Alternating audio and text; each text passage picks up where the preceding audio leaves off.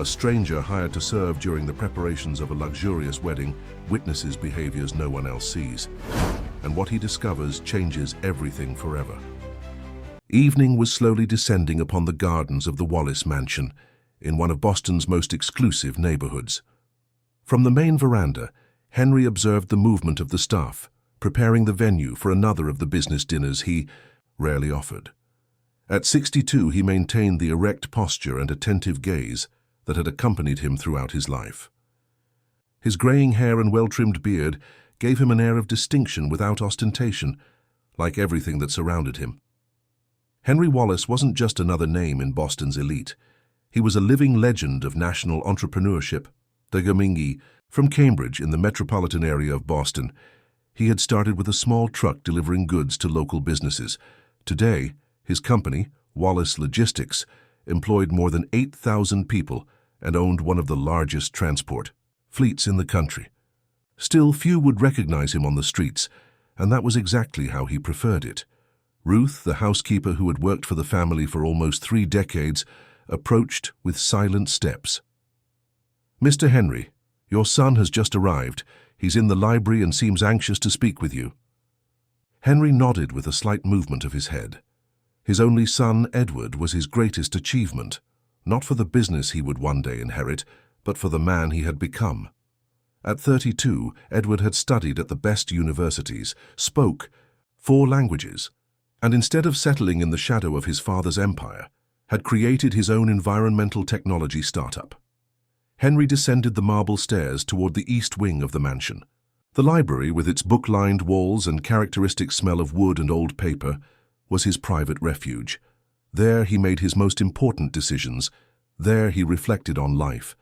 And it was there that he found Edward, absent-mindedly leafing through a leather-bound atlas. "Son," he greeted with the deep, calm voice that characterized him. Edward raised his eyes.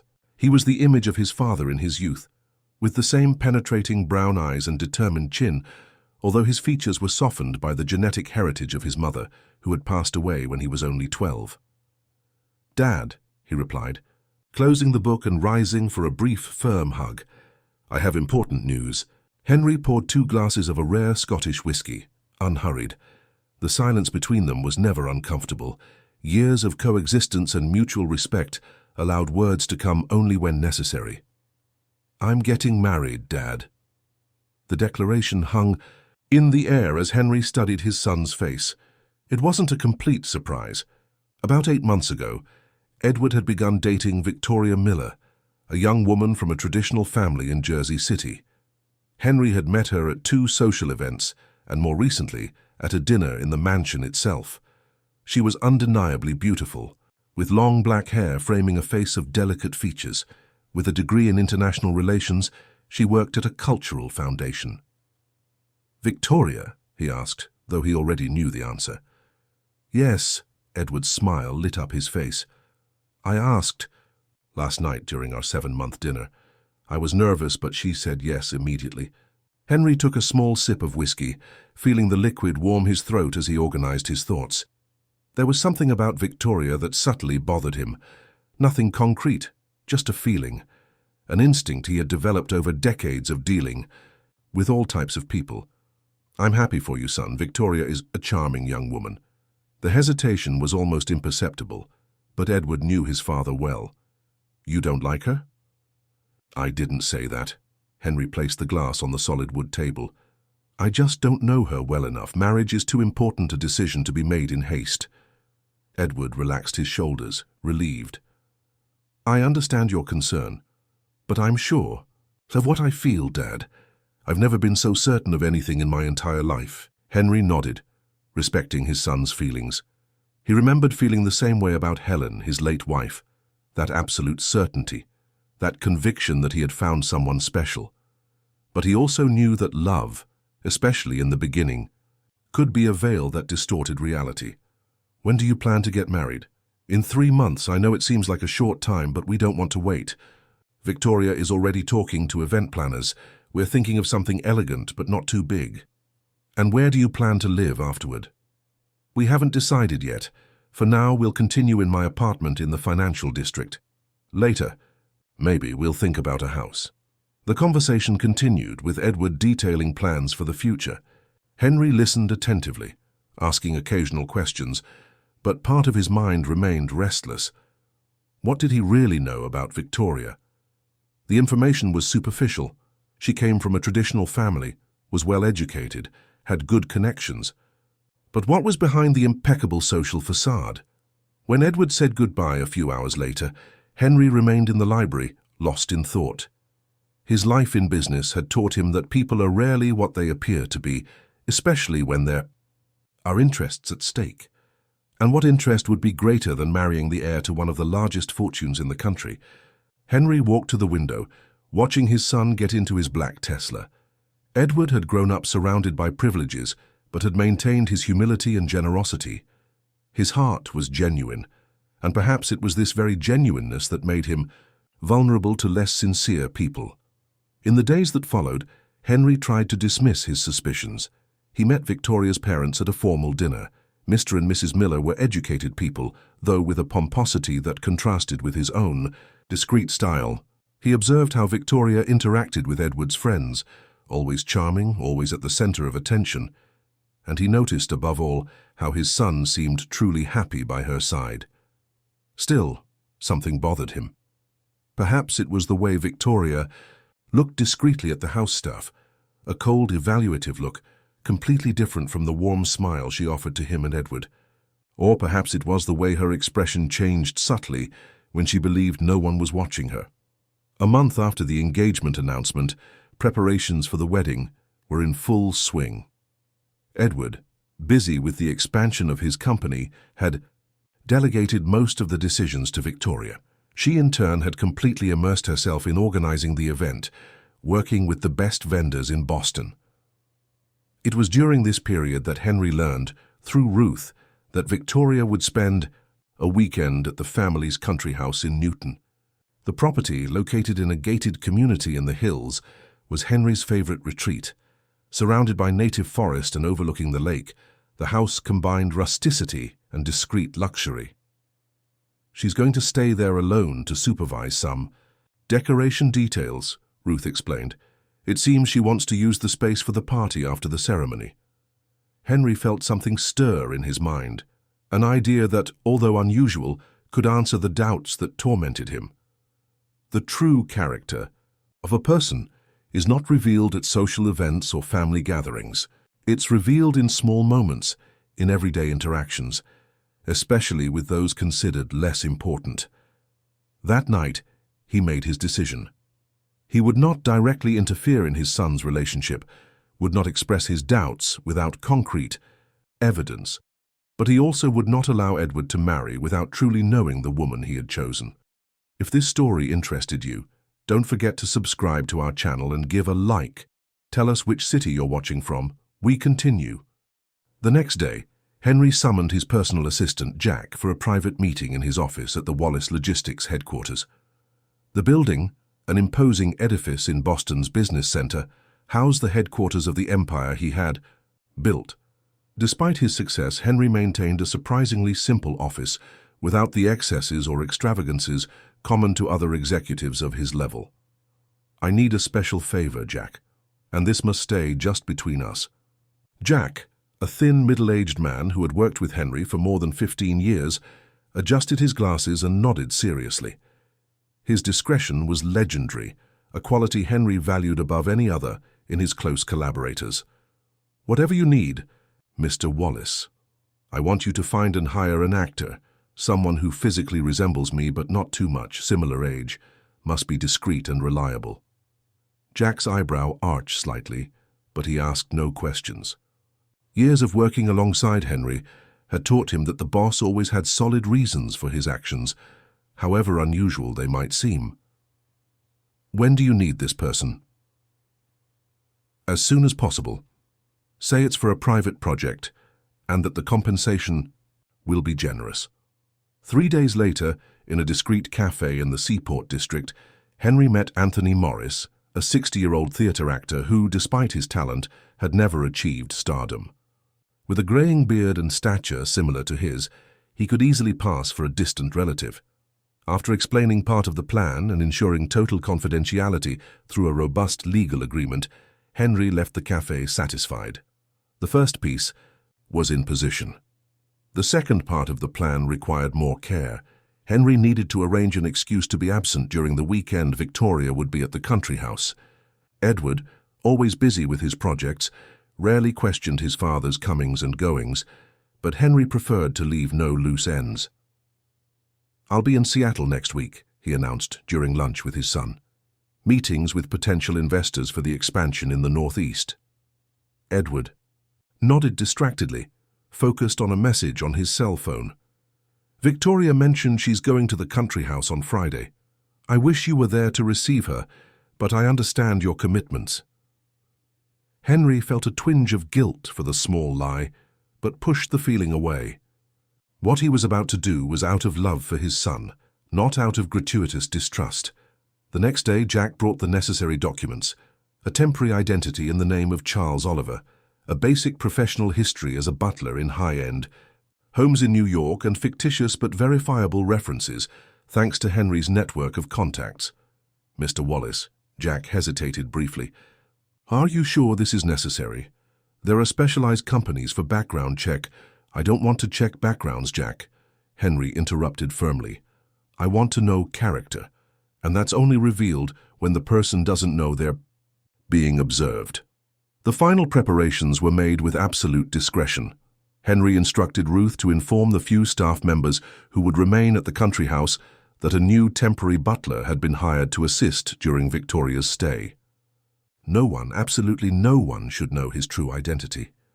On Friday morning, Henry drove personally to Newton, not in his usual Mercedes, but in a discreet Kia Soul, rented specifically for the occasion. He arrived at the property through the back, using the service entrance that gave direct access to the staff quarters. There, in the small room that would be occupied by Charles, he changed his designer clothes for a simple butler's uniform, adjusted the non-prescription glasses that subtly modified his appearance, and grew a thin beard that he would never allow in his usual look. Looking at himself in the mirror, he barely recognized the man staring back at him. He was no longer Henry Wallace, the billionaire businessman. He was Charles Oliver, a simple middle-aged butler, hard-working and invisible to the elite's eyes. At 2 p.m., as scheduled, Victoria's car, a latest model Range Rover, entered through the property gates. Henry took a deep breath, adjusted his posture, and prepared for the first encounter. Years of negotiating with difficult people had trained him to stay calm in tense situations, but this was different. He was about to test the woman his son had chosen to share his life with. Victoria got out of the car with the studied elegance of someone who knows she's being observed. She wore a light beige linen dress, discreet but visibly expensive jewelry, and dark sunglasses that partially hid her face. Behind her, the driver began unloading several suitcases. "Good afternoon, ma'am," Henry greeted, keeping his eyes lowered as expected from a staff member. "I'm Charles. I'll be assisting during your stay. May I help with the luggage?" Victoria removed her sunglasses and examined him with an evaluative gaze that lasted a few seconds longer than would be comfortable. Her eyes, an intense green, had their penetrating quality that contrasted with the polite but distant smile she offered next. "I didn't know there would be a new butler," she commented, her tone oscillating between surprise and distrust. "Henry didn't mention anything." "I was hired temporarily to help this weekend, ma'am. Mr. Wallace considered that the regular team would need additional support." Victoria nodded distractedly, already losing interest in the explanation. "Take the suitcases to the main suite and tell the cook I want jasmine tea. No sugar, with a thin slice of Meyer lemon." "Immediately, ma'am." As Henry carried the heavy suitcases up the noble wooden staircase, he observed how Victoria inspected the environment. There was something clinical in her gaze, as if she were evaluating not a home but a property to be acquired. Her fingers slid over the surface of an antique table, checking for dust. Her eyes scanned the paintings on the walls, not with aesthetic appreciation, but calculating values. In the kitchen, Mrs. Caroline, the cook who had worked for the family for more than 20 years, was preparing homemade cookies. The sweet smell of vanilla filled the room, bringing Henry memories of happy moments with Edward as a child. Mrs. Miller asked for jasmine tea, he informed, keeping his tone neutral. Mrs. Caroline, a robust lady with white hair and a kind face, looked at him curiously. She was one of the few people who knew that the new butler was not who he claimed to be, although she was unaware of the details of the plan. "Jasmine tea for young Edward's bride," she smiled, picking up the kettle. "Did she arrive in a good mood? I think the wedding is going to be beautiful." "We'll see," Henry replied, cautious. "I'll take her suitcases upstairs." In the hours that followed, Henry remained discreetly present, observing each interaction between Victoria and the house staff.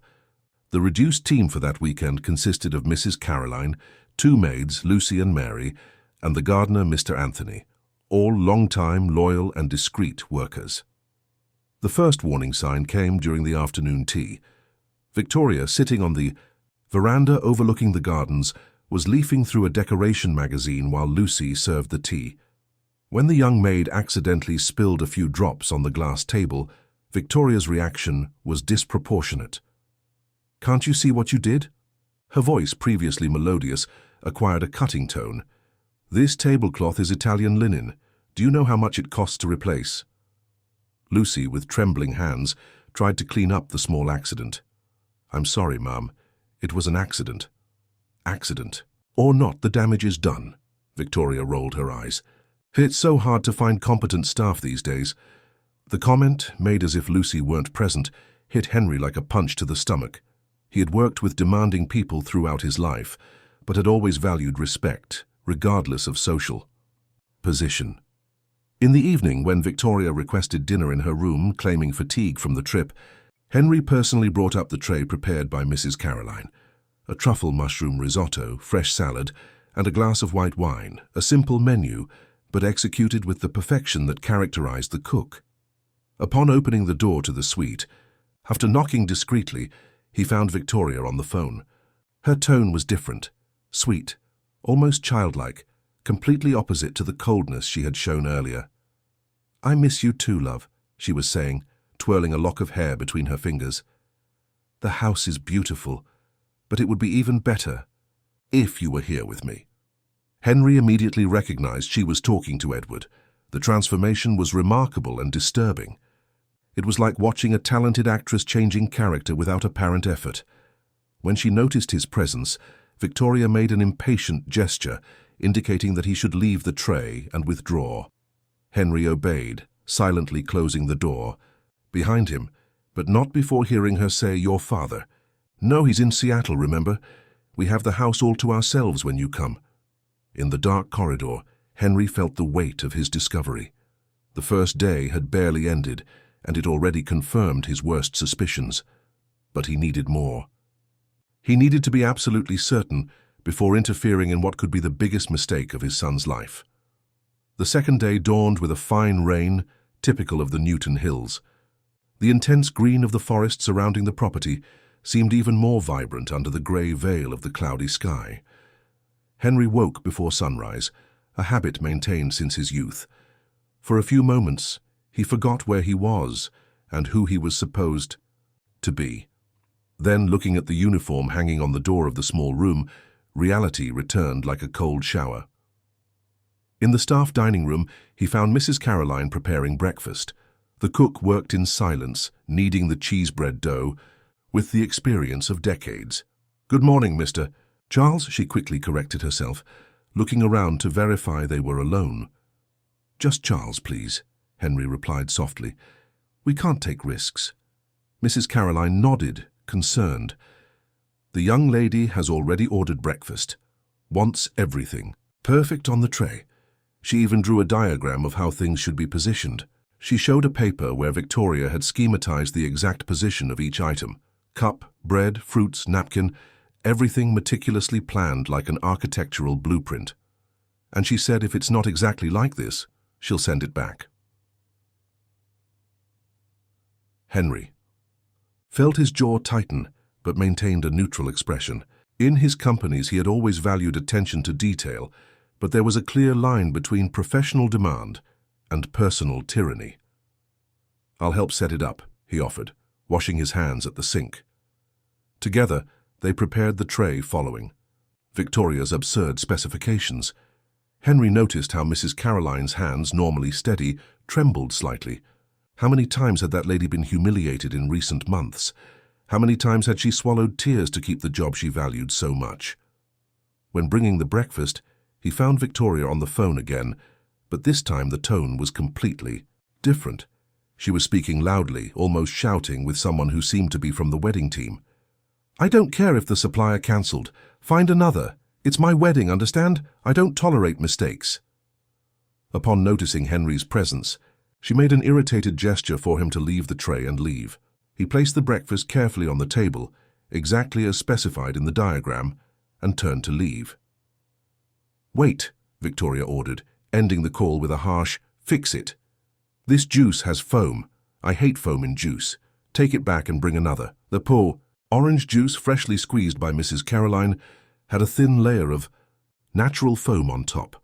Henry looked at the glass and then at Victoria, who stared at him impatiently. "Immediately, ma'am," he replied, keeping his voice controlled as he picked up the untouched glass. In the kitchen, Mrs. Caroline received the news with a resigned sigh. "Always the same thing, never good enough." "How long has she been visiting the house?" asked Henry as the cook prepared another juice. "Started about 4 months ago. At first it was all smiles when Mr. Edward was with her. Then she began coming alone to organize wedding things and, well, became a different person." The morning continued with Victoria receiving a decoration team to discuss the wedding arrangements. Henry remained available, serving water and coffee to the guests, always attentive to the interactions. The contrast was striking. With the professional decorators, Victoria maintained a constant smile and a polite, though firm tone. But as soon as one of them withdrew or turned their back, acidic comments escaped her lips. "Incompetence," she muttered, when one of the designers suggested a floral arrangement different from what she had requested. "If they can't do something so simple, I'll have to hire another team." During lunch, served on the terrace overlooking the lake, Henry witnessed another demonstration of Victoria's volatile temperament. The salad wasn't seasoned exactly as she liked, an unforgivable error in her eyes. "This is inedible," she declared, pushing the plate away with disdain. "Tell the cook I need something edible, not this attempt at food." Henry felt his blood boil, but maintained his composure. He took the plate back to the kitchen, where he found Mrs. Caroline cleaning the stove. "Mrs. Miller didn't like the salad," he informed, trying to soften the rejection. The cook's eyes briefly watered, but she quickly disguised the hurt. "I'll prepare something else." "Mrs. Caroline," Henry hesitated, almost forgetting his role, "it's not your fault. Your food is excellent." The lady smiled sadly. "Mr. Edward always loved my food since he was little. Always came to the kitchen to thank me. He's a golden boy, deserves someone who—" She interrupted the sentence, realizing she was going too far. Henry nodded, understanding what was left unsaid. It was after lunch that Henry executed the most delicate part of his plan. While Victoria rested in her room, he deliberately dropped a small silver medal in the hallway. It was a gift from his father, a reminder of the humble origins he never wanted to forget. On it, engraved in simple letters, was the phrase, "Character is what you do when no one is watching." He positioned himself strategically in the adjacent room, from where he could observe the hallway without being seen. 20 minutes later, Victoria left the room heading toward the garden. As she passed through the corridor, her gaze caught the metallic gleam on the floor. She stopped, looked around to verify she was alone, and then, with the tip of her high-heeled shoe, deliberately kicked the medal under an antique piece of furniture. No attempt to see what it was, no gesture to pick it up, just the calculated movement of hiding something that didn't belong to her, but that could be important to someone else. Henry felt a tightness in his chest, not for the medal itself, which he could easily retrieve later, but for what that small gesture revealed. A person who doesn't care about others' feelings when there are no witnesses is capable of anything to satisfy their own interests. In the afternoon, while the decoration team continued their work in the gardens, Victoria received a visit from the wedding planner, an elegant and efficient woman named Patricia. The two spent hours discussing wedding details, flowers, music, lighting, menu. From his discreet post, Henry observed the interaction, noting how Victoria alternated between absurd demands and calculated charm. "I want everyone to comment that it was the most beautiful wedding they've ever seen," she declared at one point, her eyes gleaming with an ambition that went beyond the celebration of love. "I want people to know that I'm now part of the Wallace family." The phrase hit Henry like a slap. Was that it then? The name, the status, the fortune? Was Edward just the vehicle for her social ambitions? When night fell, Victoria requested that dinner be served on the terrace. The temperature had dropped considerably, and Henry lit the outdoor fireplace, creating a cozy atmosphere under the stars that were beginning to dot the dark sky. The wine requested by Victoria was a rare Bordeaux from Henry's personal cellar, a bottle he was saving for truly special occasions. Seeing it being opened to impress the wedding planner caused him discomfort that he had to disguise.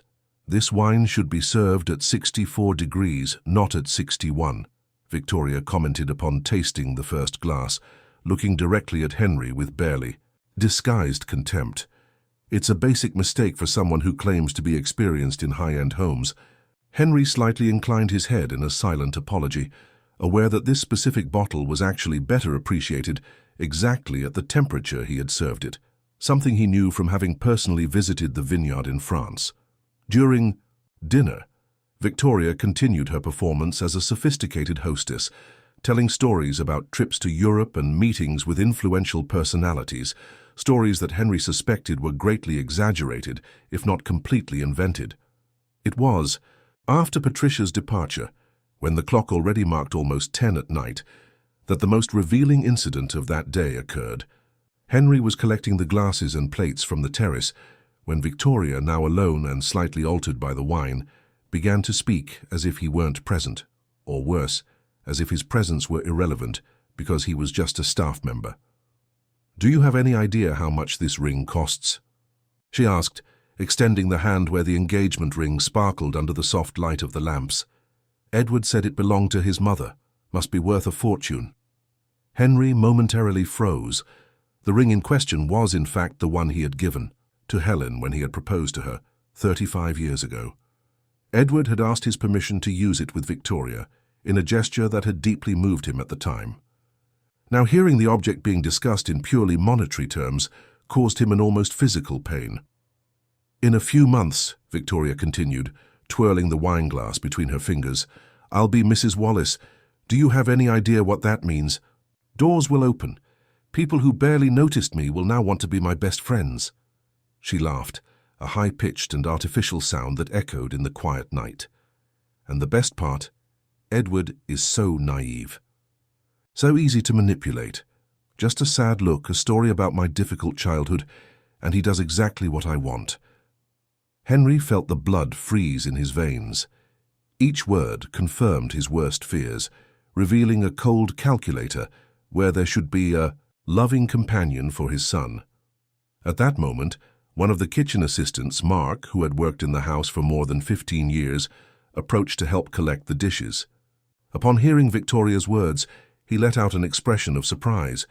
She noticed, and her reaction was immediate and devastating. "What are you looking at?" she attacked, the sugary tone replaced by raw hostility. "Are you spying on me? Who do you think you are?" "I'm sorry, ma'am, I just came to help with the dishes," stuttered Mark, visibly intimidated. "Well, know that I don't need help from someone like you," she retorted, rising unsteadily. "In fact, I don't know why Henry keeps such incompetent staff. When I'm the mistress of this house, a lot of things will change." Mark lowered his eyes, humiliated, as he silently collected the plates. As soon as Victoria withdrew to her room, the man turned to Henry with tears in his eyes. "Mr. Charles, I can't take it anymore. After so many years, I think I'll resign. Tomorrow." Henry felt the weight of those words. How many loyal employees had already left because of Victoria's toxic behavior? How many more would leave if she really became part of the family? In the silence of the night, as he stored the dishes in the empty kitchen, Henry made a decision.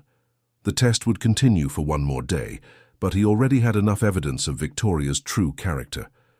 The question now was, how to reveal the truth to Edward without destroying his trust. If this story interested you, don't forget to subscribe to our channel and give a like. Tell us which city you're watching from. We continue.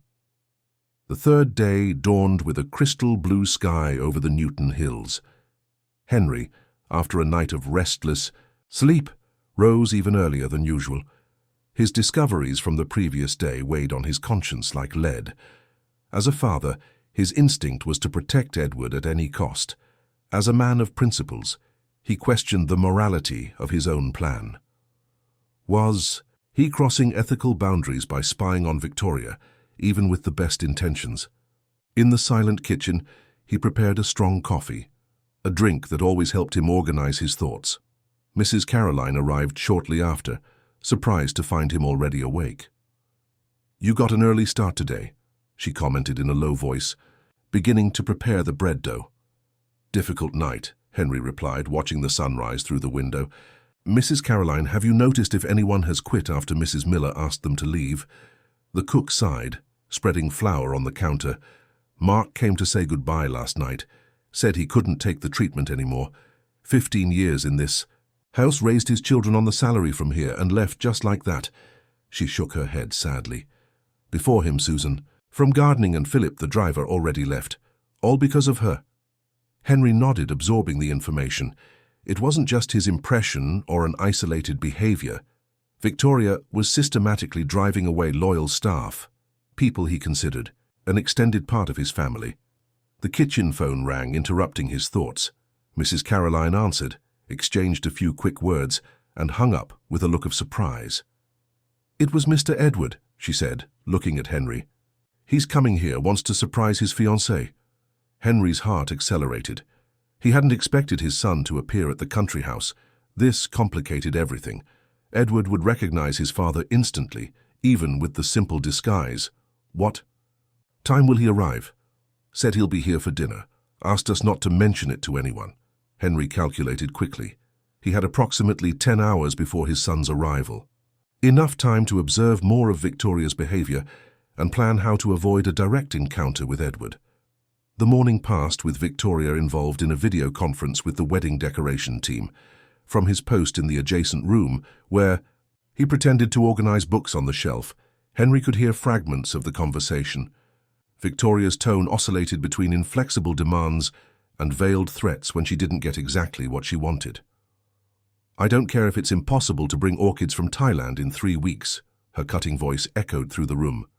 "I paid for exclusivity. If you can't do it, hire someone who can." After the call, she requested a light lunch in the garden. Henry delegated the service to Lucy, the young maid, preferring to keep his distance while planning how to proceed. He needed to find a way to withdraw discreetly before Edward's arrival, but without leaving the test incomplete. It was in the early afternoon that something unexpected happened. Victoria received a call that left her visibly disturbed. From where he was, Henry couldn't hear the content of the conversation, only observe the drastic change in her expression. She ended the call abruptly and requested that her car be prepared immediately. "An unforeseen issue has come up," she informed Lucy dryly. "I need to go to Boston now. I'll be back in a few hours." In less than 20 minutes, Victoria's range, Rover was leaving the property, raising a small cloud of dust on the dirt road leading to the main gate. Henry felt a mixture of relief and concern. What could have been so urgent to make her leave like that? Taking advantage of the unexpected absence, he gathered with the staff in the kitchen. He needed additional information, and this could be his last opportunity. "How is her relationship with Mr. Edward when they're here together?" he asked, keeping a casual tone. The staff exchanged hesitant glances. It was Mr. Anthony, the elderly gardener with white hair and sun-weathered skin, who finally broke the silence. "Mr. Edward is a golden young man, always has been. Since childhood, he treated everyone with respect. When he comes with the young lady, she's all smiles, all affectionate, seems like a different person."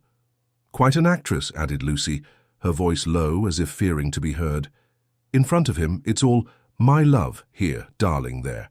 As soon as he turns his back, the treatment changes completely."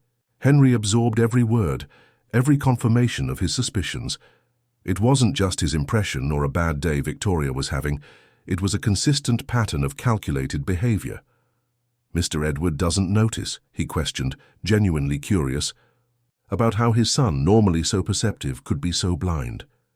"Love is blind, Mr. Charles," replied Mrs. Caroline with the wisdom of years, "and she's clever. Never slips when he's around, never." The conversation was interrupted by the sound of a car approaching. Henry felt his body tense, fearing that Edward had arrived earlier than expected.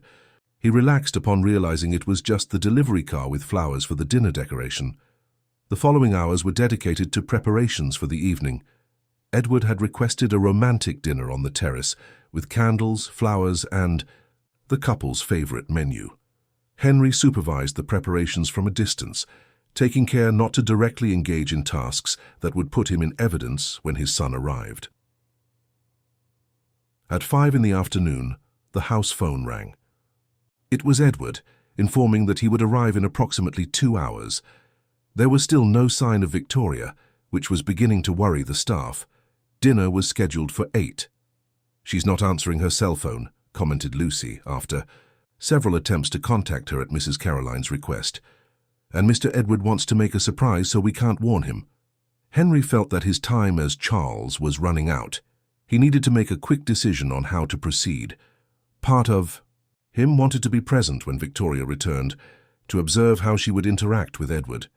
Another part knew this would be impossible without revealing his true identity. At 6:30, when the sky was beginning to acquire orange tones of sunset, the sound of Victoria's Range Rover was finally heard at the entrance of the property.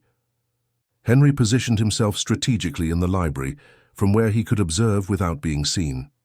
Victoria entered hurriedly, carrying several shopping bags from luxury brands. Her face, tense when she had left, now displayed a satisfied expression.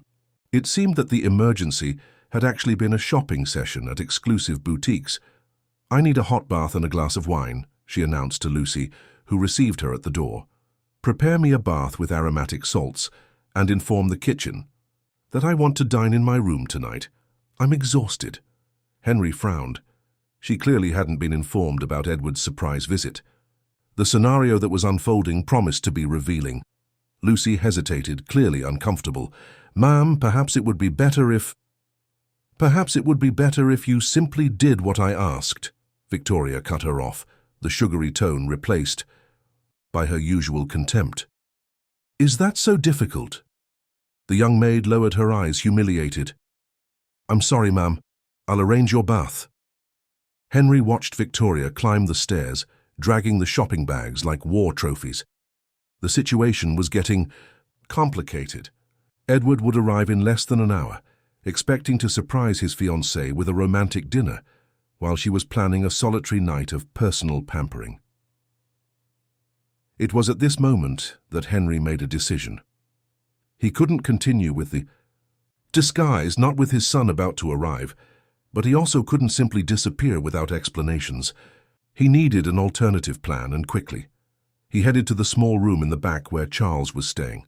There he changed the butler's uniform for simple clothes he had brought: jeans, a button-up shirt, and a casual blazer.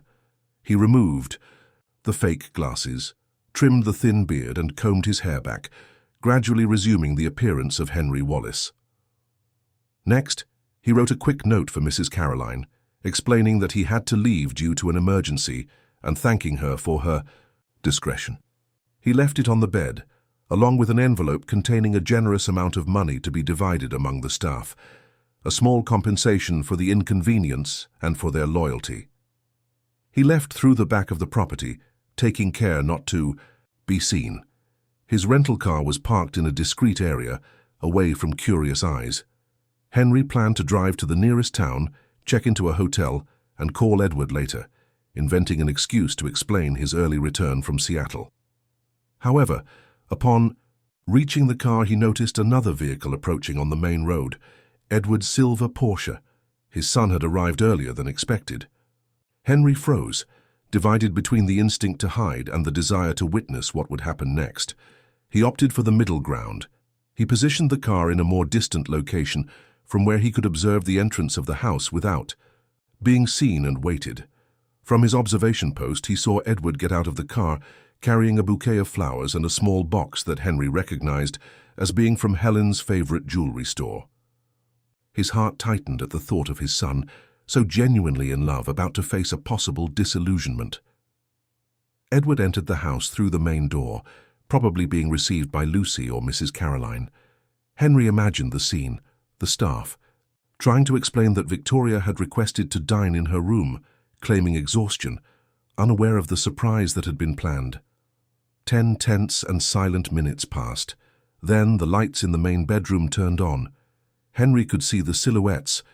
Through the light curtains, 2 people, apparently in a heated discussion. Even at a distance, the body language was clear. Edward was gesturing, visibly confused or disturbed, while Victoria seemed to be trying to calm him down. Suddenly, Edward went out to the bedroom balcony, running his hands through his hair in a gesture of frustration that Henry knew well. Victoria followed him, now visibly agitated. Their voices didn't reach Henry, but it wasn't difficult to imagine the content of the conversation. Edward pointed to the shopping bags, then to the table set for the romantic dinner on the terrace, visible from where they were. Victoria responded, "Something," trying to hold his arm, but he moved away. His body language had changed, enthusiasm replaced by distrust. It was at this moment that Henry realized something was happening, something beyond the simple disappointment of a ruined surprise. Edward's look, even at a distance, showed a mixture of confusion and hurt that went beyond the immediate incident. The discussion continued for a few minutes, with Edward increasingly distant and Victoria increasingly desperate in her attempts at explanation. Finally, Edward turned his back and walked toward the door, leaving Victoria alone on the balcony. Henry slid into the driver's seat, started the car and silently moved away. The test was over. What would happen next between Edward and Victoria was beyond his control. Now he needed to find a way to process everything he had witnessed and decide how or if to interfere in the outcome of that story. Henry drove for almost an hour along the winding roads that cut through the Newton Hills, his mind a whirlwind of contradictory thoughts. The plan had slipped out of his control. What had begun as a discreet test of Victoria's character had transformed into a potentially explosive situation. The image of Edward leaving the balcony, visibly disturbed, wouldn't leave his head. Finally, he stopped at a small roadside restaurant. He needed to reorganize his thoughts and decide the next step. The place was simple but welcoming, the type of family establishment where no one would give him special attention, even if they eventually recognized him. Seated at a discreet table, in the back with a cup of strong coffee in front of him, Henry took out his cell phone. There were 3 missed calls from Edward and a text message. "Dad, we need to talk. Urgent." His heart raced. What had happened after his departure? Had Edward discovered his disguise? Had Victoria confessed something? Or did the discussion he had witnessed from afar have a completely different origin? Before he could decide whether to return the call, the phone vibrated in his hand. It was Edward again. Henry took a deep breath and answered. "Son," he said, simply uncertain about what the appropriate tone would be. "Dad, where are you?" Edward's voice sounded strangely controlled, almost cold. "I'm on my way back from Seattle. There was a change of plans and—" "No, you're not," Edward interrupted him dryly. "I know you weren't in Seattle. I know exactly where you've been for the last 3 days." Henry felt a weight in his stomach. His son knew. Somehow he had discovered everything. "Edward, I can explain. I'd prefer you explain in person. I'm at the mansion in Boston. How long will it take you to get here?" "An hour, maybe less. I'll be waiting." The call ended abruptly, leaving Henry with a feeling of emptiness. In more than 30 years as a father, he had never heard that tone in his son's voice, a mixture of disappointment, contained anger, and what hurt most, distrust. The journey to Boston was made in oppressive silence. Not even the radio music managed to calm the storm in his mind. Henry alternated between justifying his actions to himself, after all, he had acted out of love for his son, and recognizing that he might have crossed important ethical boundaries.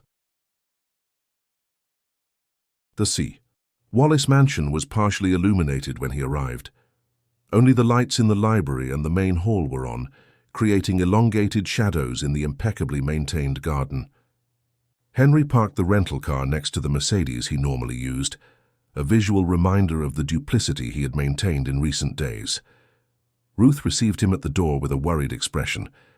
"Mr. Henry, young Edward is in the library. He asked not to be disturbed." "Thank you, Ruth. Everything's fine," he tried to reassure her, though his own voice betrayed his uncertainty. The library, normally a refuge of peace, seemed strangely hostile that night. Edward was standing by the window, observing the night garden, an untouched glass of whiskey in his hand. Upon hearing the door open, he turned slowly. "So it was you," he said, without preamble. "The whole time." Henry closed the door behind him, aware of the gravity of the moment. "How did you find out?" Edward gave a dry laugh, humorless. "Mrs. Caroline. When I arrived early and asked about the new butler, she got nervous. After some insistence, she confessed everything." Henry nodded slowly. He didn't blame the cook. He had put her in an impossible position.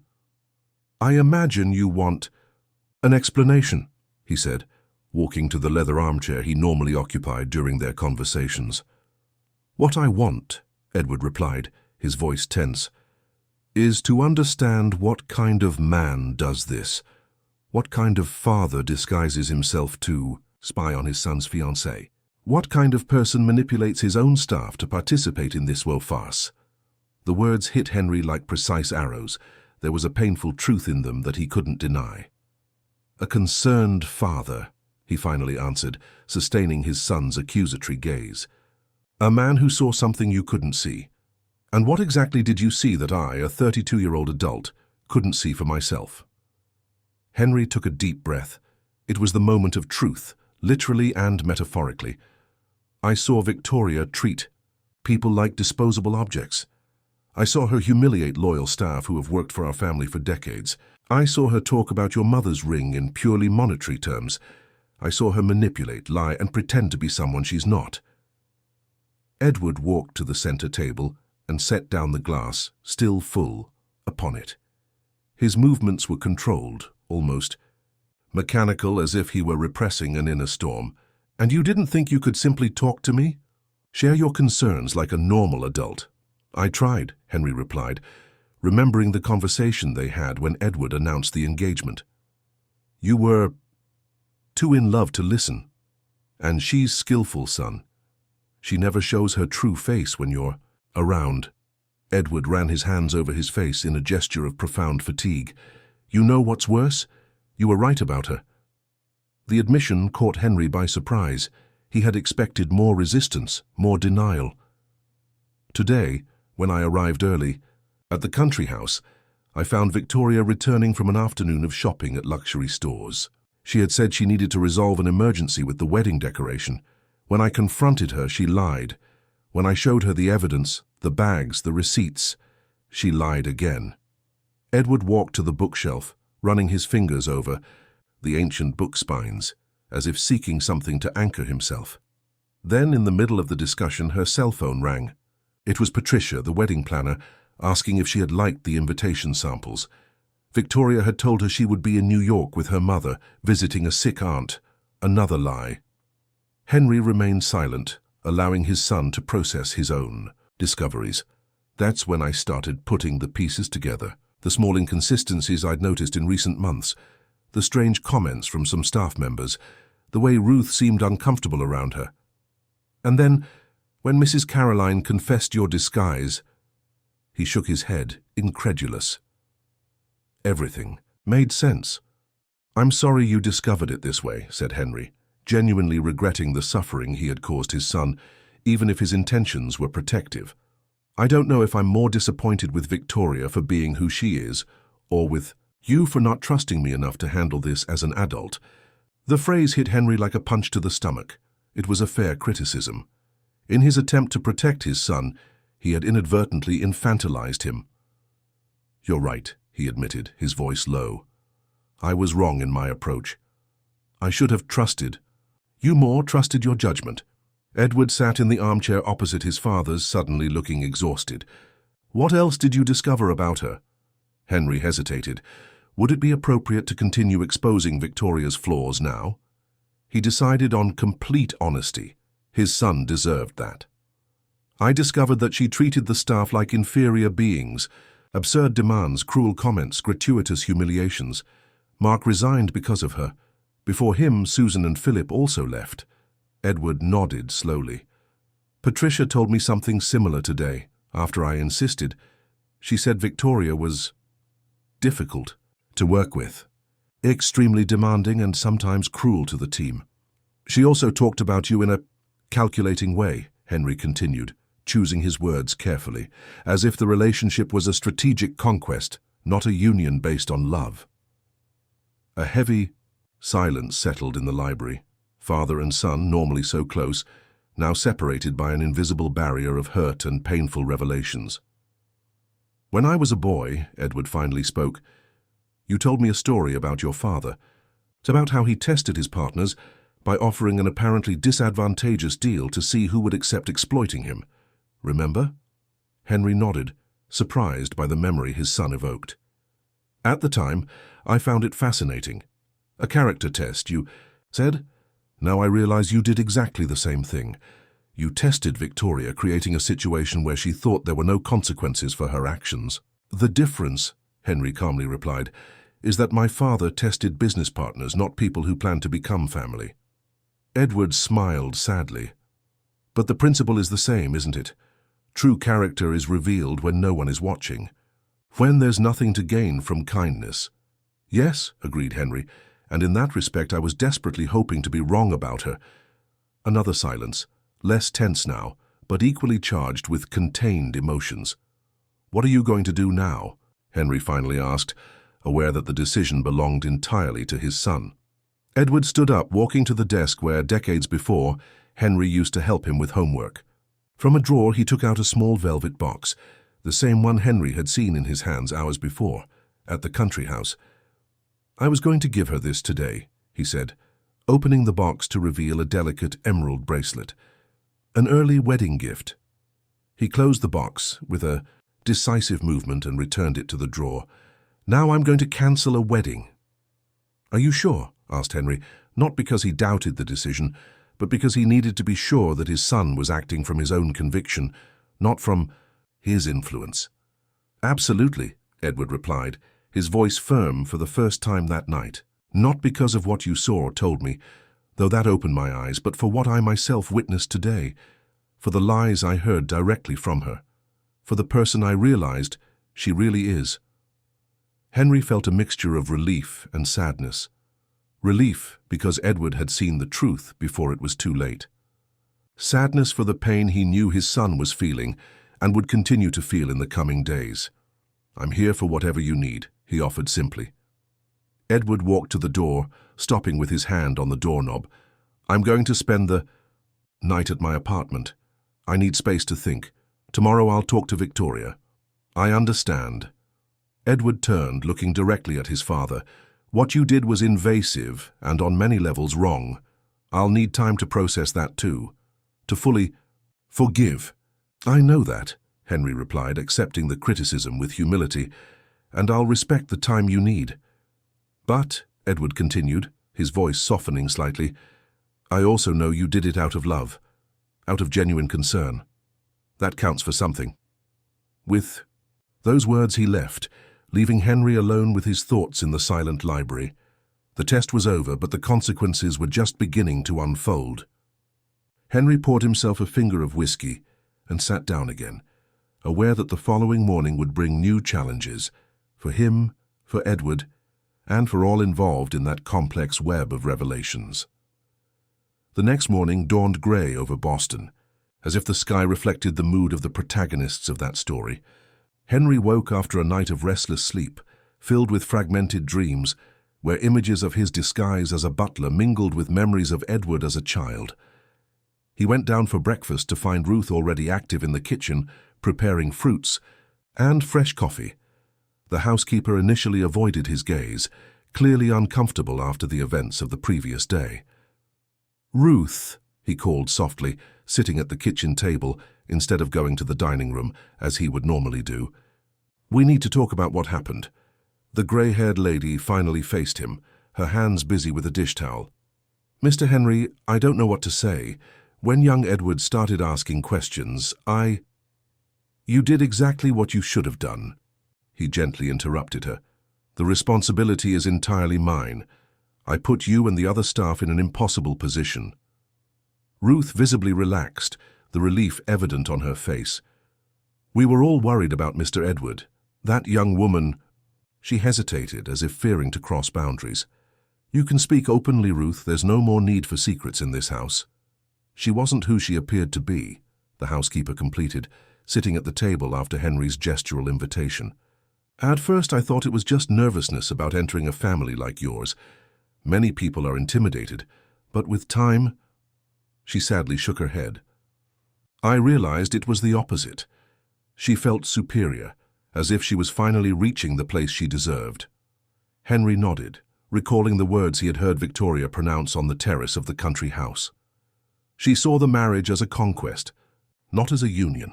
"Exactly," agreed Ruth. "And young Edward is so genuine, so sincere. I feared she would deeply hurt him." The conversation was interrupted by the sound of the phone.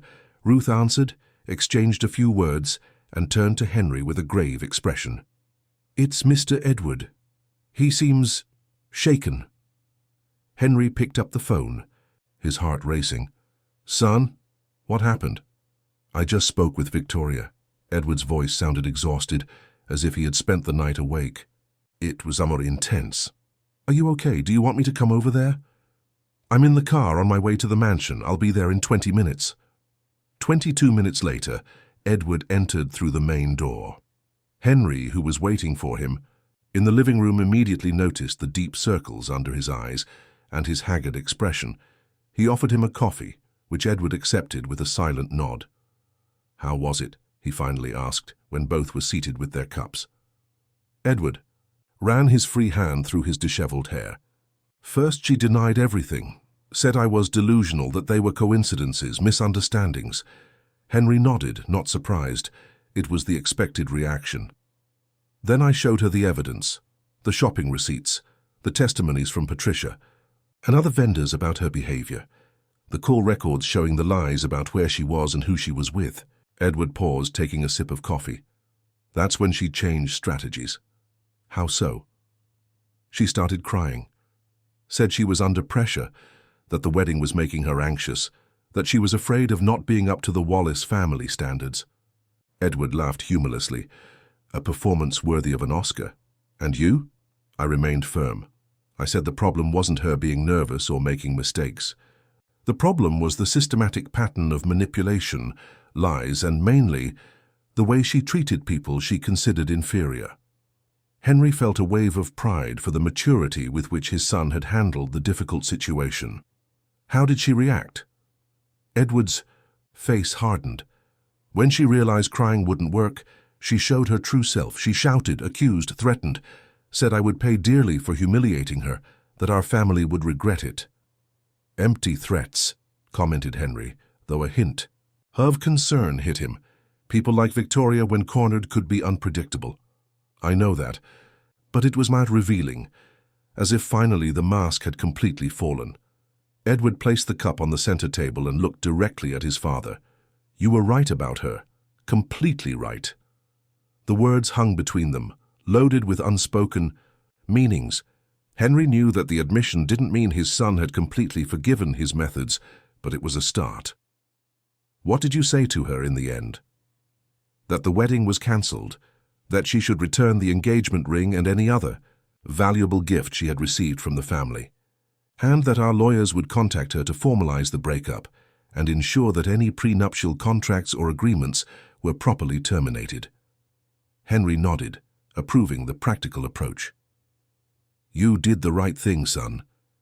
"I know that," replied Edward, his eyes fixed on a distant point. "But it doesn't make it less painful." The silence that followed was interrupted by the sound of the doorbell. Ruth appeared at the door of the room, her face tense. "Mr. Henry, it's Mrs. Miller, Victoria's mother." Father and son exchanged surprised looks. "Tell her we'll receive her," Henry replied after a moment of hesitation. Martha Miller entered, the room like a contained storm. She was an elegant middle-aged woman, with the same haughty bearing as her daughter, though her eyes conveyed a hardness that Victoria used to mask with calculated smiles. "What did you do to my daughter?" she demanded without preamble, ignoring the basic formalities of greeting. Edward stood up, maintaining his composure. "Mrs. Miller, please, sit down. We can discuss this in a civilized manner." "Civilized?" she laughed, a high-pitched and unpleasant sound. "My daughter arrived home in tears, saying you cancelled the wedding based on lies and setups. You call that civilized?" Henry observed the woman with clinical interest. Now he better understood the origin of Victoria's behavior. The apple really didn't fall far from the tree. "Ma'am," he calmly intervened, "didn't your husband accompany you today?" The question, apparently disconnected, momentarily destabilized Martha. "He's busy with urgent business, but don't change the subject." "I'm not changing the subject. I just think that a discussion of this magnitude would benefit from the presence of all involved." Henry maintained a cordial, almost friendly tone, including Victoria. "She's too devastated to face you again," Martha replied, though something in her gaze indicated that wasn't exactly the reason for her daughter's absence. Edward took the floor again. "Mrs. Miller, the wedding was cancelled for serious and well-founded reasons. They weren't lies or setups, as Victoria apparently told you." "What reasons?" the woman challenged, defensively crossing her arms. Henry and Edward exchanged glances. What should they reveal? To what extent would it be worth prolonging that conflict? "We discovered fundamental incompatibilities," Edward replied diplomatically. "Different values, divergent expectations for the future." Martha rolled her eyes with disdain. "Please, just yesterday you were planning the wedding of the year. Now suddenly you discovered incompatibilities?" She made air quotes with her fingers.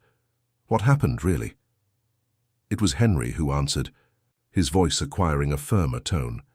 "What happened, Mrs. Miller, was that we got to know the real Victoria, not the charming person she presents in public, but who she really is when she believes no one important is watching." Martha's face paled slightly. For an instant, Henry glimpsed genuine concern in her eyes, not for her daughter's reputation, but for what might have been discovered. "I don't know what you're talking about," she replied, but her voice had lost part of its previous conviction. "I think you do," Henry continued, keeping his gaze fixed on her, "and I suspect it's not the first time Victoria has faced consequences for her dual behavior." The silence that followed was more revealing than any verbal response. Martha averted her gaze, suddenly interested in the room's decoration. "The cancellation is final," declared Edward, regaining control of the situation. "I regret any embarrassment this may cause your family, but my decision is made." Martha abruptly stood up, adjusting the designer purse on her arm with a brusque movement. "You'll regret this. Boston society will know how the Wallace family treats its commitments."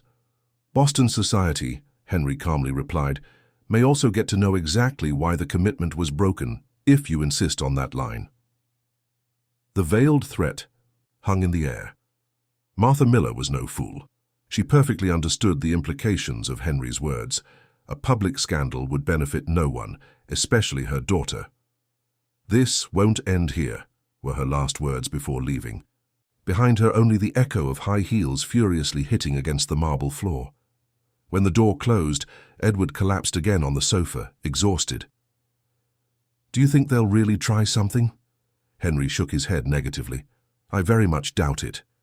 People like the Millers value appearances too much. A public scandal would be more damaging for them than for us." The following days passed in a blur of calls, meetings, and legal formalities. Edward, with the help of Jack and the Wallace logistics, legal team personally took care of every detail of the cancellation.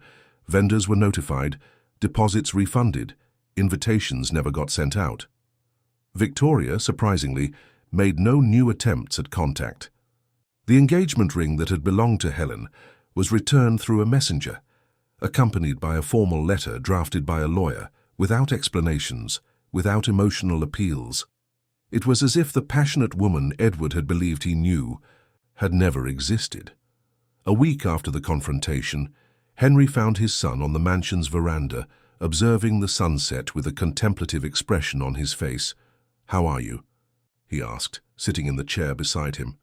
Edward shrugged, a gesture that reminded Henry of the teenager he once was. "Better than I expected, actually. The hardest part wasn't breaking up with Victoria, but accepting that the person I loved never really existed." "I understand," Henry replied, remembering his own disillusions throughout life. "Sometimes it's easier to deal with a concrete loss than with the perception that we were deceived." "Exactly." Edward turned to his father, the last rays of sunlight reflecting on his face. "You know what bothers me most? Not having noticed the signs. There were so many now that I look back." "Love can be a powerful veil," commented Henry. "Don't blame yourself for having seen the best in someone. That speaks more about your character than about your flaws." Edward smiled slightly, the first genuine smile in days. "You always know what to say, don't you?" "Not always," admitted Henry. "If I did, I would have found a better way to handle my suspicions about Victoria." Edward's smile disappeared, replaced by a more serious expression. "About that, I understand. Why you did what you did. I don't approve of the methods, but I understand the intention." "It's more than I deserve," Henry replied sincerely. "No, it's not." Edward adjusted himself in the chair, facing his father directly. "You acted out of love, out of genuine concern. Your methods were unconventional, let's say, but your motivation was pure." Henry felt a lump in his throat, emotion he rarely allowed himself to show. "Thank you, son. Besides," continued Edward, a gleam appearing in his eyes, "I must admit there's something almost admirable in your dedication. How many billionaire CEOs would disguise themselves as butlers for 3 days to protect their son?"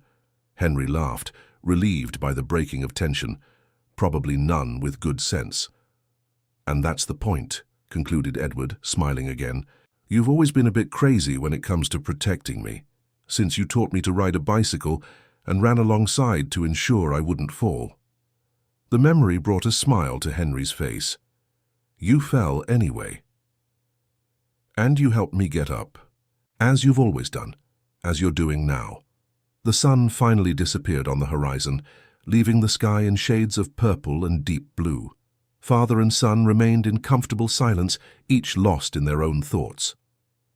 3 months later, life at the Wallace mansion had returned to a new normality. The almost wedding had become a topic of the past, rarely mentioned. Edward had immersed himself in work, expanding his startup to 2 new cities. Henry, in turn, had implemented significant changes in the management of his businesses, delegating more responsibilities to finally begin thinking about a partial retirement. It was during a quiet Sunday dinner that Edward brought the news. "I met someone," he said casually, while Mrs. Caroline served dessert, her famous milk pudding that Edward had loved since childhood. Henry raised his eyebrows, surprised. "So soon?" "Actually, it's someone I already knew," explained Edward. "Lucy Taylor. We worked together on a reforestation project 2 years ago. We were always just colleagues, but recently—" "Lucy," repeated Henry, searching his memory. "The environmental engineer. Curly hair, talks fast, always carrying a huge backpack." Edward laughed at the accurate description. "That's the one." "I like her," Henry declared simply. "She always seemed authentic to me." "That's exactly it," agreed Edward, a different gleam in his eyes, calmer, more mature than the overwhelming passion he had shown for Victoria. "She's authentic. What you see is what she is, no masks, no games." Henry nodded, satisfied. "That's the most important thing in the end." "I learned that the hard way," commented Edward, without resentment in his voice. "But I learned." "When will I meet her? Officially, I mean." "Actually," Edward smiled shyly, "I invited her to dinner here on Thursday, if that's okay with you." "Perfectly okay," Henry replied, genuinely happy for the first time in months. "I'll ask Mrs. Caroline to prepare something special." "Just don't disguise yourself as a butler to test her, please," joked Edward. Henry laughed openly. "I solemnly promise that my days of espionage are over. From now on, I'll just be what I am, a proud father who trusts his son's judgment, and who will always be there to help me get up when I fall," completed Edward, raising his glass in a silent toast. On Thursday night, when Lucy arrived for dinner, punctual, smiling, bringing a wine she had personally chosen and a warm hug, for Mrs. Caroline, Henry knew without needing disguises or tests that his son had found someone special, someone whose character naturally revealed itself without the need for masks. And that, after all, was the most important lesson both had learned. True character, when genuine, doesn't need to hide in the shadows. It shines in every gesture, in every word, in every interaction, whether with billionaires or with those the world considers invisible.